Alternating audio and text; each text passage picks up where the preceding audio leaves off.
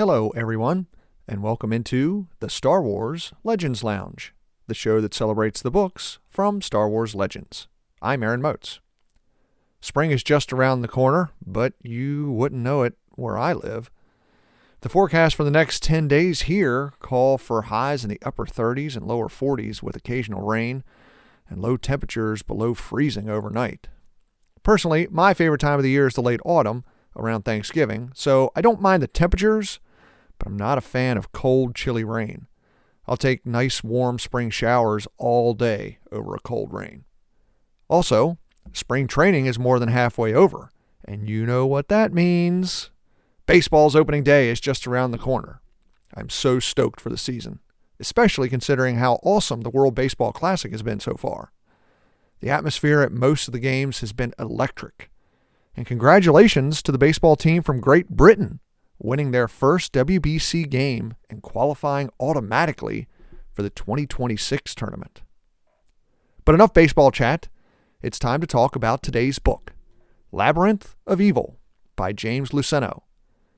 The Clone Wars have bogged down the galaxy as they move to the Outer Rim, but the Jedi have made a discovery, a clue to the Sith Lord they believe is pulling the strings behind the scenes, Darth Sidious. How will the Jedi respond to this new information? We'll find out in just a few minutes. But first, it's listener question time. Today's question comes from Chris. Chris says, "Hey buddy, it's Chris from the UK. I stumbled upon your pod, and it's great. I struggle with a few legend stories, and I just can't get past the canon and relate them as separate entities. Do you have any tips? I tried the Thrawn series and Bounty Hunter books. I might give the X-Wing series a go." Well, thank you very much for the email, Chris. It's a great question. Legends can be difficult. The first thing I would say is, don't force it. Canon is important to people. And if canon is important to you, that's fine. But if you do want to give Legends a try, I do have some advice for you and for anyone that has struggled reading these books.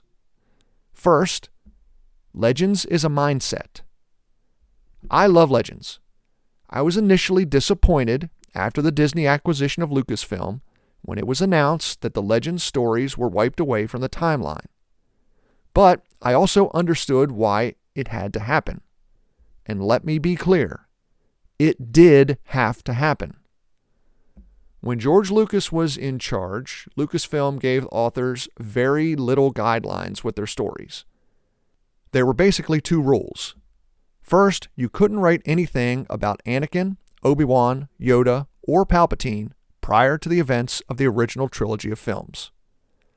Second, you couldn't kill off the main heroes from the original trilogy. But besides that, it was pretty much carte blanche.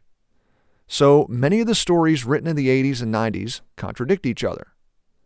Nowhere is this more evident than in the original Thrawn trilogy by Timothy Zahn and the Dark Empire comics written by Tom Veitch. And then, as the story continued forward in the timeline, subsequent authors just cherry-picked aspects from those two stories and omitted others. They wrote about what they liked, and the parts of it they didn't like, they just didn't talk about. When George Lucas was asked about these stories and the issues with the timeline, he just said that the authors can make the stories that they want. His Star Wars story was what people saw on the screen between the original trilogy, the prequels, and finally the Clone Wars animated show that began in 2008. As for the books, it wasn't really until the New Jedi Order series began in the late 90s where the authors themselves made a concerted effort to keep the continuity. Believe me, as a kid that started reading Legends in 1991 at age 13, I know your frustration. The way I look at Legends, particularly the stories published through the release of Revenge of the Sith in 2003, is that these are the stories that the characters in universe tell about themselves. It's their folklore. It's like the stories here in the U.S. surrounding George Washington. Did George Washington serve as the supreme commander of the Continental Army back in the late 1700s? And was he elected our first U.S. president? Yes. Did George Washington throw a silver dollar across the Potomac River and admit to chopping down a cherry tree when he was a child? Almost certainly not. But the folklore is important to many people here in the United States. I think about legends in the same way. For someone who lives in a galaxy far, far away, did Luke Skywalker and Leia Organa help lead the rebellion over the Empire? Yes, they did. Did Luke and Leia help lead the galaxy through the Black Fleet crisis a few decades later? Probably not, but the folklore increases their heroic statures. I think if you can try to keep these things in mind, Chris, maybe that will help you. Secondly, for anyone trying to get into legends, you may have to be judicious in the stories that you choose. What are your favorite parts of Star Wars? If you like tales of Jedi and Sith, start with those. If you like military stuff, fighter pilots, try that. If it's a specific character that you enjoy, look into the stories where that character plays a major role. What's your favorite era? Are you interested in the Old Republic, the prequel era, the rise of the rebellion, or the post-original trilogy time? Ask yourself those questions. There are plenty of legend stories that fit into those categories. And if continuity is a must, Chris, consider starting with the books that were published after 2003. I think many of the books published between 2003 and 2014 pertaining to the Old Republic and the Imperial eras could be brought into canon with no changes to the stories at all, or very, very little. Several of the Clone Wars era stories feel like they could have been 3 or 4 episode arcs on the show. Look, I'm not going to lie to anyone and say that everything in Legends is great, because it's not. There's a lot of silly stuff. There's a lot of stuff that doesn't make sense. And no, the stories featuring the heroes from the original trilogy do not fit into the events that we see in the sequel trilogy or in the Disney Plus live-action shows. They're just stories. There are some really, really good stories. But again, they're just stories. Now, if you want any recommendations, Chris, or anyone out there that wants to try Legends, just send me an email at swlegendslounge@gmail.com or hit me up on Twitter @legendslounge1. Tell me what you like in Star Wars, and I'll tell you the Legends book that you might want to give a try. Thank you very much for the email, Chris. I really enjoyed your question. Now it's time for today's book, Labyrinth of Evil by James Luceno. Grab yourself a drink, and let's head in to the Star Wars Legends Lounge.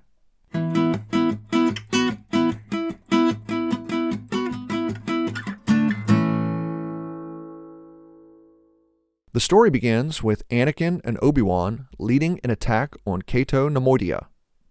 The Jedi try to use huge harvester beetles to enter Newt Gunray's fortress from the underground. Gunray's droid army puts up a stout defense, forcing Anakin and Obi-Wan to split up. Obi-Wan, Commander Cody, and the majority of the Republic forces hold off the battle droids, while Anakin leads a squad to hunt for Gunray. Anakin fights his way into the fortress, but he arrives too late. Gunray has fled. But in his haste, he forgot his Mechno chair. Now, why is that important? Because the chair holds a special interstellar transceiver, one that Darth Sidious uses to talk to the leader of the Trade Federation. The Jedi also find an engraving on the chair, which leads them to search out its builder on Karos 4. On Coruscant, Republic intelligence cracks the transceiver code in the Mechno chair. They learn that General Grievous is planning an attack on another Outer Rim planet, Belderone. The information offers an opportunity. The Republic can ambush Grievous, possibly capturing or killing him. But if they do lay a trap for Grievous, the Republic will expose themselves. The Separatists will know that their code has been cracked. Jedi Masters Yoda and Mace Windu debate the issue. Should they send forces to protect Belderone, or should they sacrifice the Outer Rim world in hopes to use the code to flush out Sidious? Eventually, they decide to send forces to protect Belderone, while Yoda and Mace focus on rooting out Sidious there on Coruscant. On Karos 4, Anakin and Obi-Wan find the Z-Karian who built the Mechno chair. They question him, but learn the Z-Karian didn't know who the chair was meant for. However, he gives the Jedi the name of the Bith who built the transceiver. After doing a little digging, Anakin discovers that the Bith is being held in the mining asteroid Escarte. But before Anakin and Obi-Wan can leave Karos 4, the Jedi Council contacts them and tells them about the Separatist attack on Belderone. Anakin and Obi-Wan arrive with Republic forces and begin to evacuate the planet. When Grievous arrives, he realizes something is wrong. How could the Republic know to evacuate Belderone before his attack? Eager to stop the Separatists, Anakin leads a fighter squadron to attack Grievous's flagship. Enraged, Grievous sounds the retreat, but he orders his forces to fire on the refugee ships before they jump out of the system.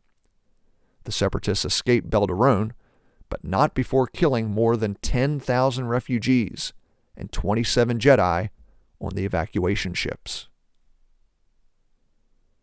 In hyperspace, Grievous contacts Count Dooku and tells him about the ambush. Concerned that the Republic can now intercept and decipher their transmissions, Dooku sends Grievous to the core, while the Count heads to Coruscant and informs his master of the situation. Anakin and Obi-Wan arrive at Escarte and are prevented from landing, but that doesn't stop Anakin, who harasses the asteroid's security and intentionally gets himself and Obi-Wan arrested. The two are taken to a prison, where an undercover Republic intelligence agent named Travail has them thrown in a prison cell with the Bith that designed the transceiver in Newt Gunray's Mechno chair. The Bith tells them that he delivered the transceiver to a pilot. Once the Jedi get the information, Travail orchestrates a breakout, allowing Anakin and Obi-Wan to escape Escarte and head off to their next stop in their investigation, the planet Naos 3. On Coruscant, Dooku meets with Darth Sidious. The Sith Lord is surprised with the news about Newt Gunray's transceiver, but he tells the Count not to worry. The war will soon come to a close, and the Sith can reveal themselves to the galaxy. Plus, the situation presents an opportunity. Sidious tells Dooku to set a trap for the Jedi on Naos 3. Kill Kenobi, but allow Anakin to live. When Dooku asks if his master plans to take young Skywalker on as a new apprentice, Sidious says not to worry. Skywalker will soon embrace the dark side, and when he does, he'll unlock his full powers and end the Jedi Order. Anakin and Obi-Wan head to Naos 3 and find the delivery pilot, a Lethan woman named Fa'ali Lay. They begin questioning her about the chair when they're attacked by mercenaries. They steal some speeder bikes and flee. After the escape, Fa'ali tells Anakin and Obi-Wan that she delivered the chair to Coruscant, to an ugly, depressed area called the Works. Obi-Wan calls the Jedi Council with the information, and they decide to send Mace Windu, Shaak Ti, and a team of Republic troops to investigate the reported delivery destination. Sidious orders Dooku to attack the outer rim planet of Tithe.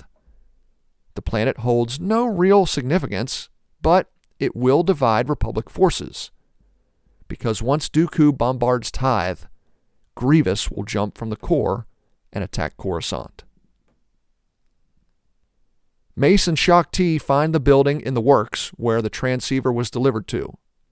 They find evidence that Count Dooku had been there recently, and evidence of another being. Perhaps the mysterious Darth Sidious. The Jedi lead their troops through the maze of tunnels leading out of the works, following the footprints of the second person back to Coruscant's Senate District.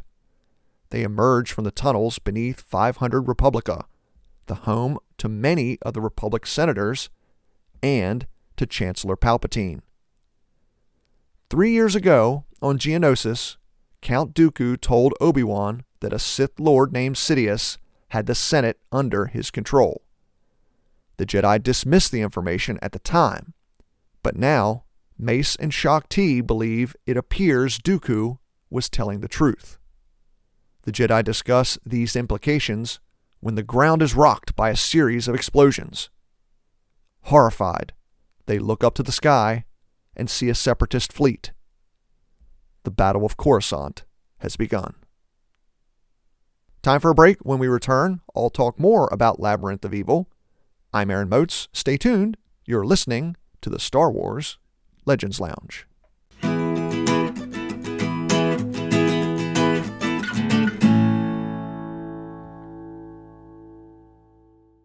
Thank you for listening to the Star Wars Legends Lounge, where we celebrate the books from Star Wars Legends.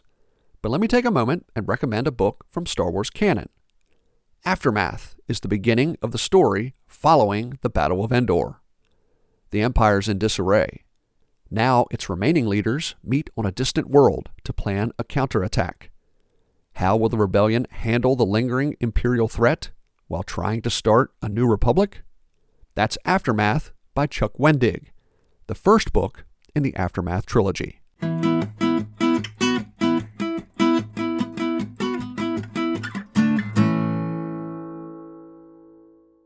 Welcome back to the Star Wars Legends Lounge, the show that celebrates the books from Star Wars Legends. I'm Aaron Moats, and today I'm talking about Labyrinth of Evil by James Luceno. I didn't really want to go into the details of the book in the first part of this episode because of how the events run right up to the beginning of Revenge of the Sith. It ends right after the Separatists take Palpatine into custody and take him up aboard Grievous's ship in orbit. Right as Anakin and Obi-Wan jump into hyperspace and arrive at Coruscant.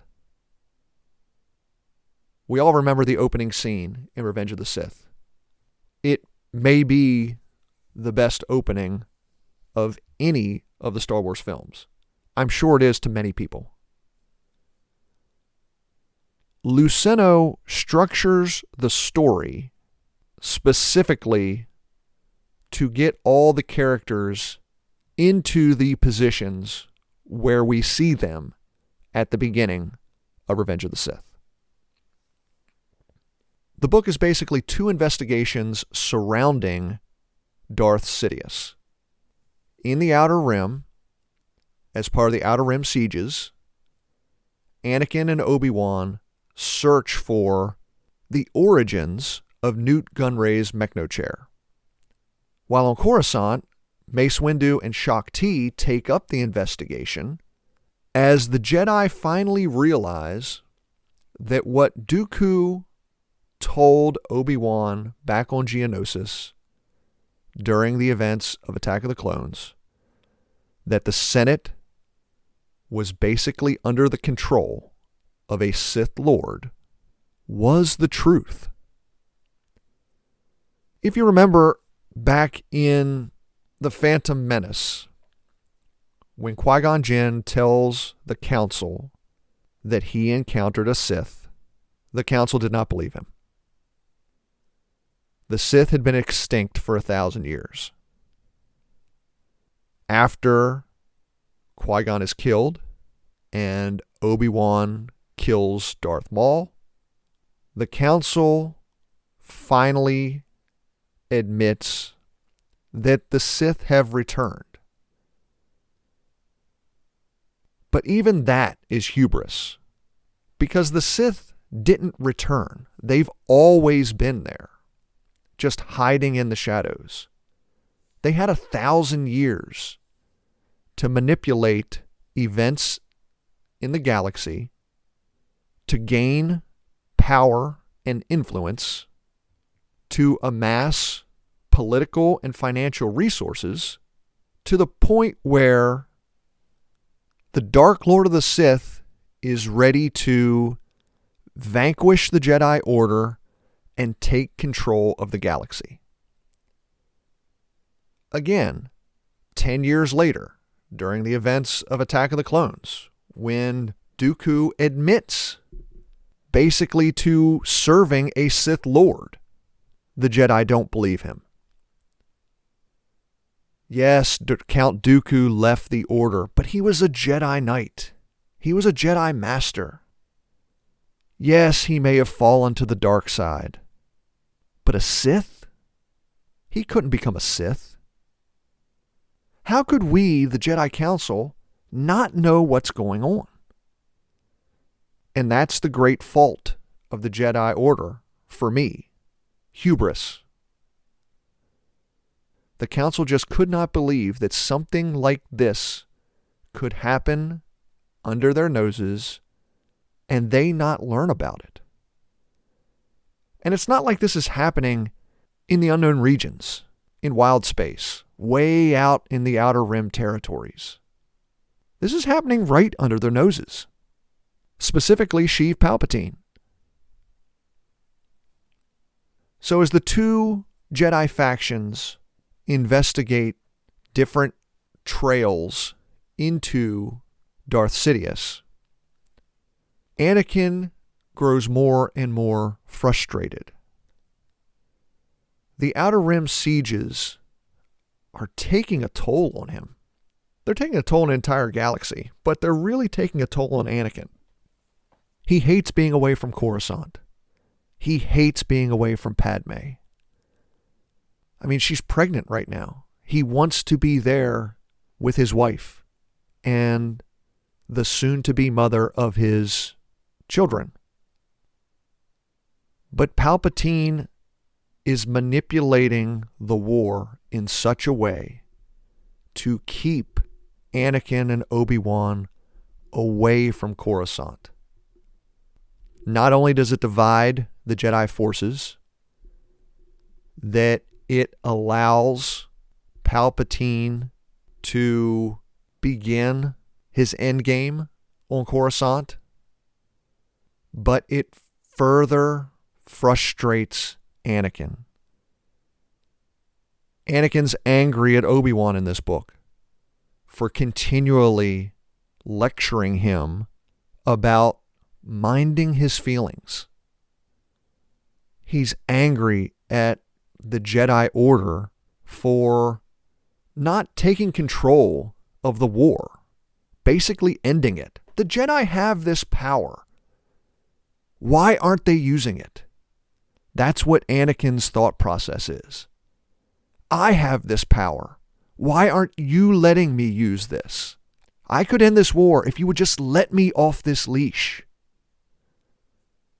And of course, the Outer Rim sieges allows Palpatine to take advantage of Anakin's fatal characteristic, his attachment to his loved ones. He has visions of Padme in danger, of Padme in trouble. Most likely these visions were sent by Palpatine. And Anakin's torn between his duty as a Jedi and his love for his wife. He wants to get this investigation over with as quickly as possible. When they begin by going to Karos 4, he basically attacks the Zycarian who made the chair.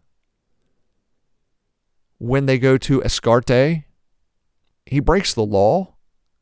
He harasses the asteroid's central security. When they end up at Naos 3, he almost attacks the pilot that delivered the chair to Coruscant. When Dooku's mercenaries try to trap them, Anakin almost lets his emotions get away from him. He almost kills them out of anger. He taps into that anger. He feels the power of the dark side. It's seductive. He can tell that he has so much more potential right there. He can almost touch it. The question is, will he allow himself to use it? Obi-Wan Kenobi doesn't play as big a role in this book as the two previous ones we talked about here on the show, Stealth and Siege. He's there with Anakin the entire time, but he is slightly in the background. He's almost like Jiminy Cricket to Pinocchio. He's there. He's the little voice on Anakin's shoulder that's telling him to mind his feelings, to stay patient, to reinforce the tenets of the Jedi Order. You can say that Obi-Wan Kenobi meant well, but failed in trying to help Anakin. But I think that's more out in the open in Attack of the Clones, Revenge of the Sith, in some of the other books that I've talked about recently from the Clone Wars era, than it is in this book. In this book, it's a little bit more subtle. And I'm not sure which way I prefer. In my opinion, James Luceno is best writing political intrigue, writing characters with deep introspection. There are some in this book, not as much as in others.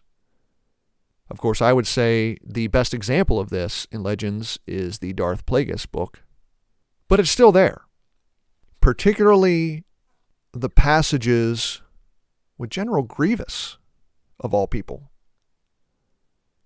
Grievous reminisces about his time before he was a cyborg. It's a different aspect of Grievous, a depth that honestly you don't get anywhere else in Star Wars.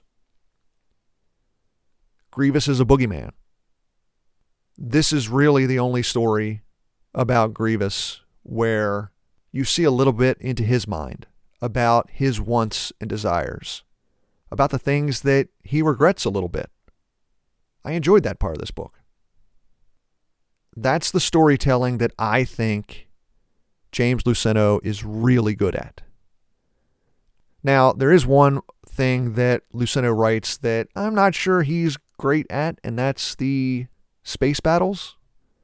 I think there are other authors in Legends and canon that are a little better than that.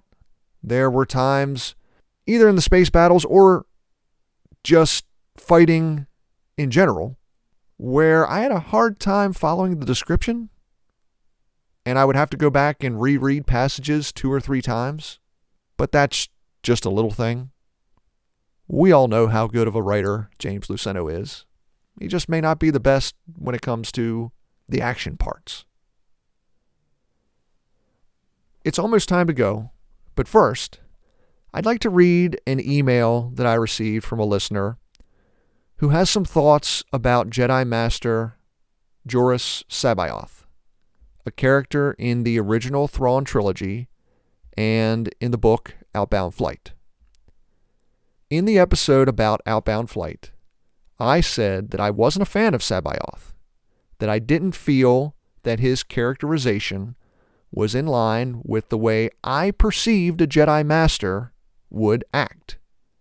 But C'baoth's character may work for you.